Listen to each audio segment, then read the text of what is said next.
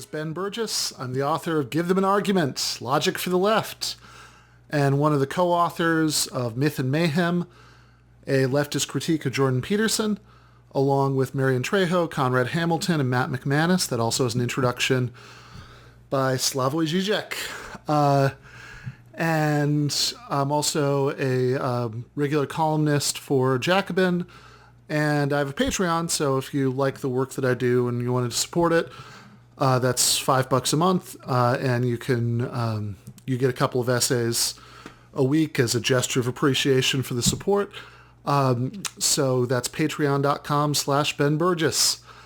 What I want to talk about today is the movement against police violence that has been sweeping the country in recent weeks, in particular since the murder of George Floyd. And I want to talk about two things which are related, but I think oftentimes we don't do enough to sort of disaggregate, think about them individually, and think about how they relate to each other. One of them are what the goals of that movement should be, and the other is what sort of strategy is going to bring about that goal. And then sort of issue number 2.5 is how you relate thinking about that strategy to what's going on right now. All right, so on the first issue, the issue of what the goals should be. Now, there are a couple ways to approach this. You can just cheerlead for whatever is currently being proposed by anybody, right? Which, if you just sort of do a poll, right, of what demands are currently most popular, you get this kind of 8-point program that's been going around from a lot of liberal organizations, which again, in terms of who has the most support right now, that's probably it, right? Obviously, the general public's views about this are wildly in flux. You can find a poll that shows that 54% of Americans support everything that's been done by protesters up to and including burning down the Minneapolis' 3rd precinct. You can also find a poll saying 58% of Americans support sending in the troops. All this goes to speak to why you shouldn't take any one poll too seriously.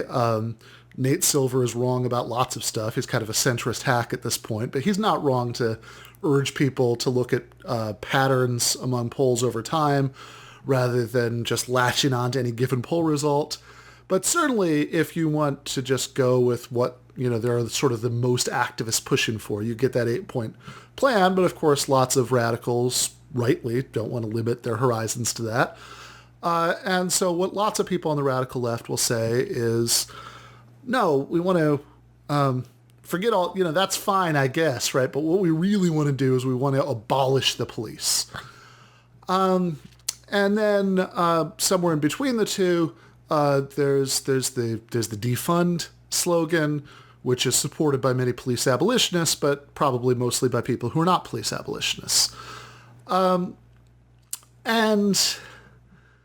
the abolish the police position seems to have gotten,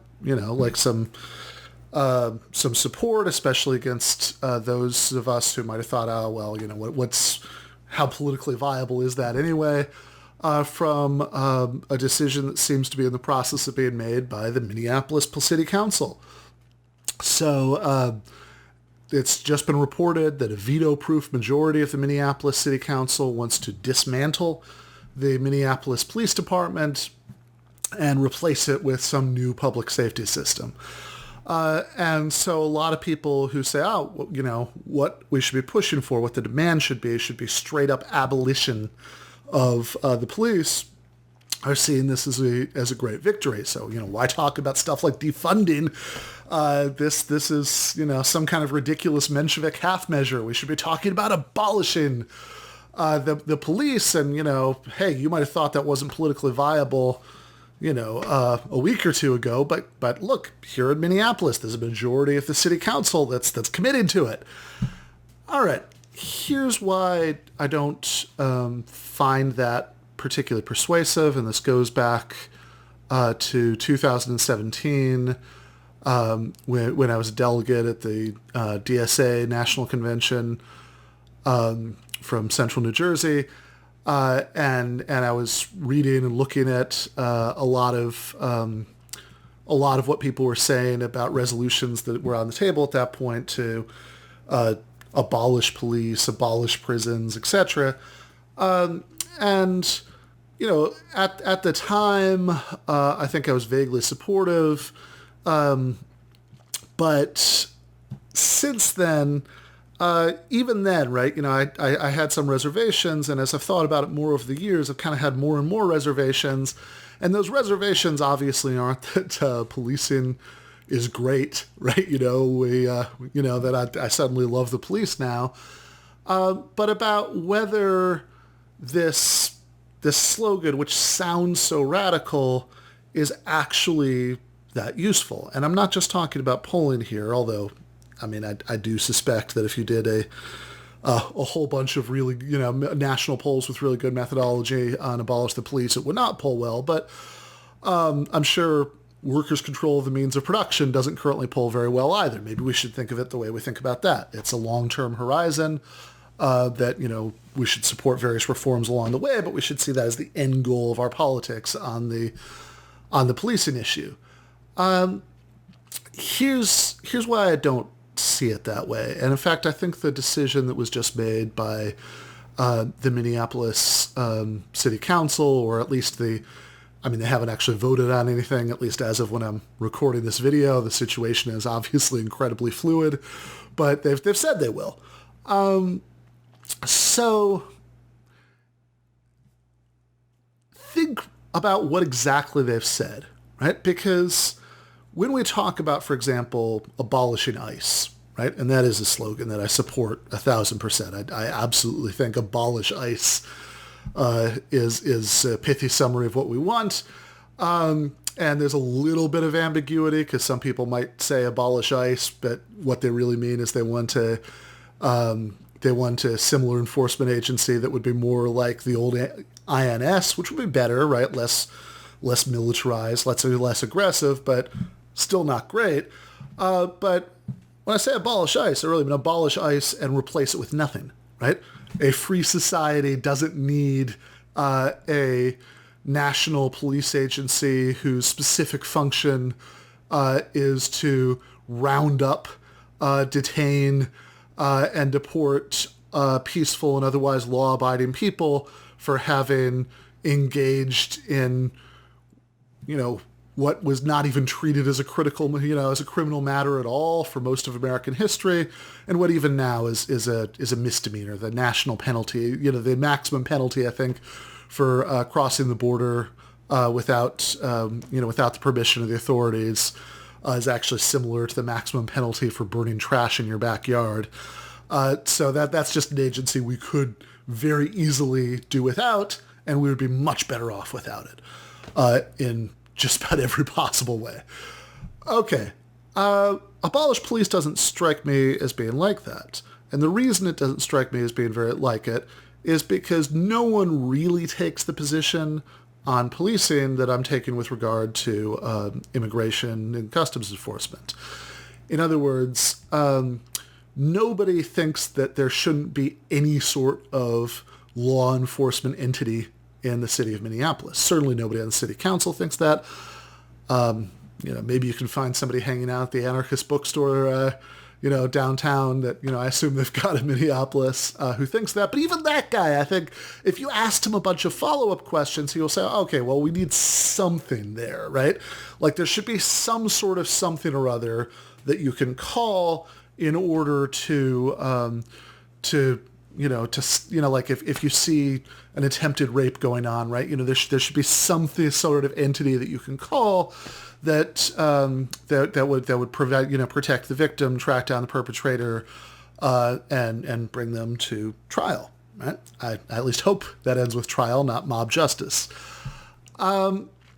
So the real question is not, is there going to be some sort of law enforcement entity? Because even if you eliminate all of the nonsense victimless crimes from the legal code, and even if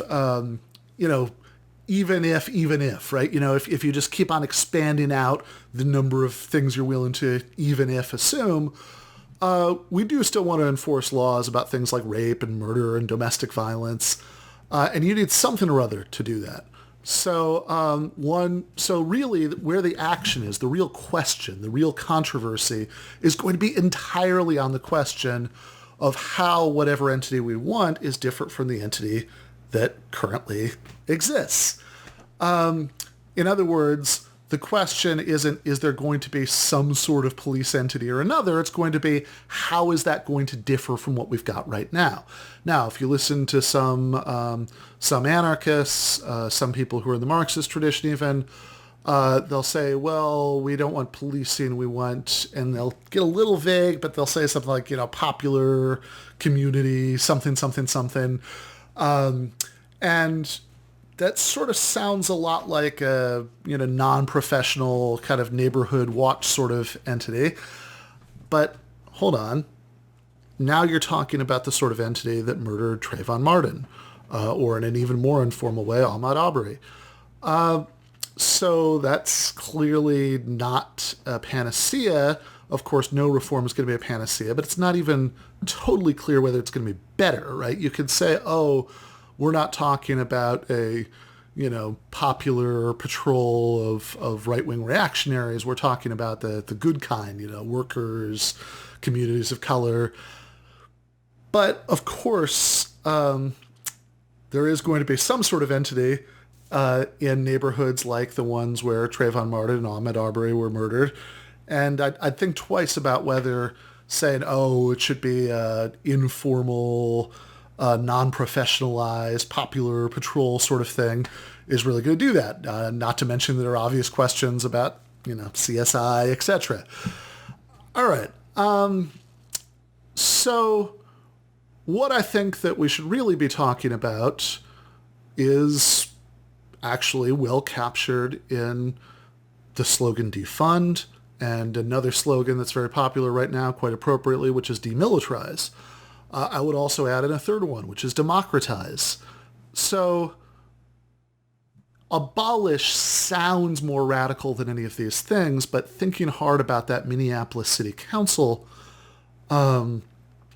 city council decision, or the pledge made by the majority of the Minneapolis City Council to make a decision that would amount to dismantling the police and replacing it with a new public safety entity.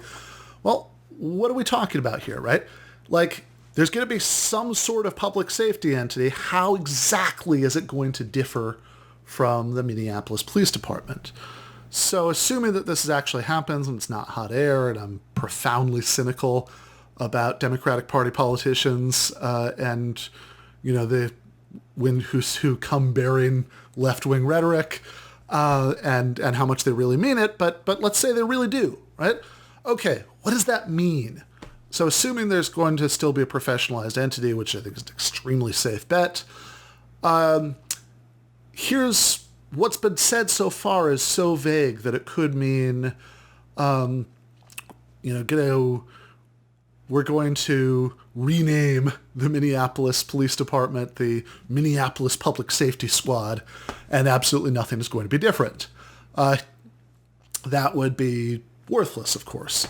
Something slightly less worthless would be we're going to rename the Minneapolis Police Department the Minneapolis Public Safety Squad, and we're going to totally restaff it. Everybody who's currently a police officer in Minneapolis is going to lose their job, and we're going to recruit all new police officers.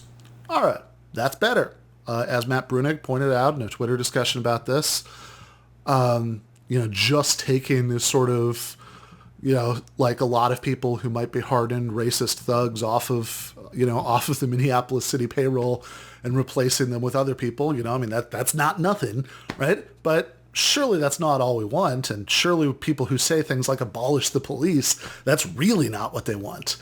And assuming this really happens, I would say, probably whether you're really going to get totally restaffed or not, if there was at least a partial restaffing, some of the sorts of reforms in that 8-point, list, look, that'd be progress. I'd support it, right? But it seems silly to say, victory, we've abolished the police. And I think saying abolish the police as a slogan, it sounds more radical than these other things, but it's really not. It's really just vaguer, right? It's a question mark that lets you imagine whatever you want, or hazily not quite imagine anything at all. But that's not useful, right? What's useful is to think hard about the specific changes we want and how law enforcement happens. And I think those specific changes, right? What would actually count as great? We got what we want, or at least a really substantial chunk of what we want out of whatever sort of reorganization might or might not take place in Minneapolis. If we can agree renaming's not going to do it, we agree that even restaffing isn't going to do it. So I would say that what would count as a really substantial win there would be a greatly stripped down entity that is not soaking up so much of the Minneapolis city budget that could be better spent on things like social workers, who should be, the entity who's called, for a lot of situations, armed and violent police officers are currently called for. So that's defund. We should want the sort of entity, and this goes along with defunding, that's not riding around in tanks doing things like, SWAT raids against, poker games, not hypothetical, read your Radley Balco, or murdering somebody for a laid-off worker for trying to pass a bad $20 bill, and that's not armed with the empire's weapons of war, right? That's demilitarized. And finally, I'd say we'd want a much more serious level of local and even neighborhood community control, in particular over hiring and firing decisions. That's democratize. I think the Black Panthers had some good ideas about that, what exactly that might look like. I wrote an article about that a long time ago. Make sure Doug links to it in the notes for the video. All right, so that's what we want, or that's what at least I've argued we should want. So how do we get there? Well, I think some really useful things that could happen. I think protests are great. Protests are an extremely necessary beginning, even under these horrible circumstances. Not going to judge anybody one way or the other for whether they're going out to protest under current conditions, given the plague and everything. But the argument that some conservatives and, people who think they're left contrarians have been making that, it's super inconsistent to say that it's okay to protest even given a plague right now, but, it wasn't okay to go try to get a haircut or go to a pool party or even to do a protest to demand reopening. This just seems like missing the point on purpose to me. Rational decision-making is about weighing the respective importance of various goals. The goals that I think I just mentioned are incredibly important and long-term could save more lives than are lost due to an uptick in the virus right now. Haircuts, pool parties, or especially protests for the goal of reopening, which would kill dramatically more people, are not in that category, right? So that's completely consistent. All right, but so protests are good, but are they good enough? Are they sufficient? Right? Probably not. Right? Like, I'm not going to bore and depress anybody by rattling off all the things that there have been huge, massive protests for that haven't happened. All right, is throwing a brick through a store window a more effective strategy? Well, it might be a more effective strategy for getting attention, which might in turn focus conversation on some of these reforms that we're talking about. So that's something to be said for it. On the other hand, especially when we're talking about the smallest and locally owned businesses, could undermine important alliances and have all sorts of pretty obvious political downsides. Does that mean that we should be condemning people who are doing that we should be moralistically wagging our fingers at them? No, of course not. I think that Megan Day, who's a really excellent writer for Jacobin, had a great Twitter thread about this where she said, look, with some of these things, looting and whatnot, are they politically counterproductive? Yeah, of course. Would a more organized movement thus not engage in them, right? Make a tactical and strategic decision not to do it? Yeah, probably. Does that mean we should be moralistically condemning anybody for venting entirely justified rage in the only way that seems to match the gravity of the situation? Absolutely not. We shouldn't have ridiculous insurrectionary fantasies like, oh, this might be 1917. No, it's not. Don't be stupid. But the only position that's not total garbage is absolutely being in solidarity with everybody in the streets right now, fighting against police violence. And, that doesn't mean that there can't be individual instances where somebody's done something wrong, attacked an innocent person. People do things that are wrong in the context of justified liberation movements all the time. See the movement to kick France out of Algeria and the use of suicide bombings, for an obvious historical example. But most of the moralistic condemnation of this, and I'm thinking in particular of things like Glenn Lowry's article in Quillette called "We Must Unequivocally Condemn This Violence," which I saw Sam Harris tweeting that out, and there was a hot second where I was like, "Oh my God, is Sam Harris having a moment of moral lucidity and condemning the nationwide orgy of police violence we've seen as cops and National Guard violently crush protests using everything from curfews to rubber bullets, tear gas, blinding people, et cetera, et cetera, et cetera, attacking journalists? No, of course not.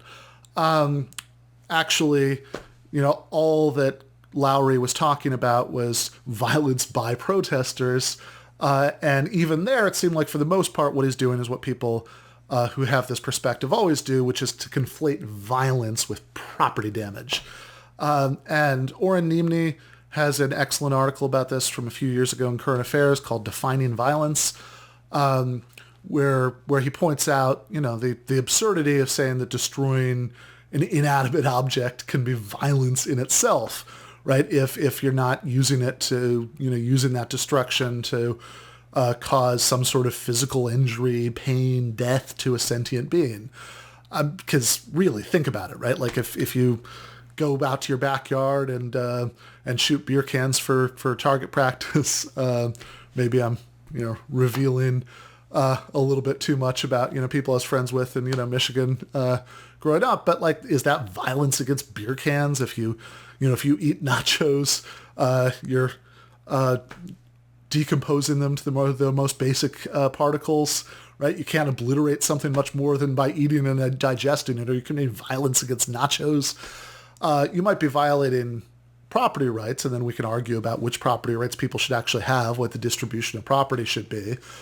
But that's not the same as violence. And if the word violence is going to pack the kind of punch that we want it to have, then I think we should really avoid overusing it either in the gentrification is violence sort of way or in the smashing a window at a department store is violence sort of way. And the latter really speaks to something pretty deep about capitalist ideology, right? Like as if business owners had nerve endings, right, in all of their property, so it was literally violence to destroy that property. Now, sometimes that property destruction could be really bad. Somebody is a extremely small proprietor, and they're losing their business, and they're destitute as a result.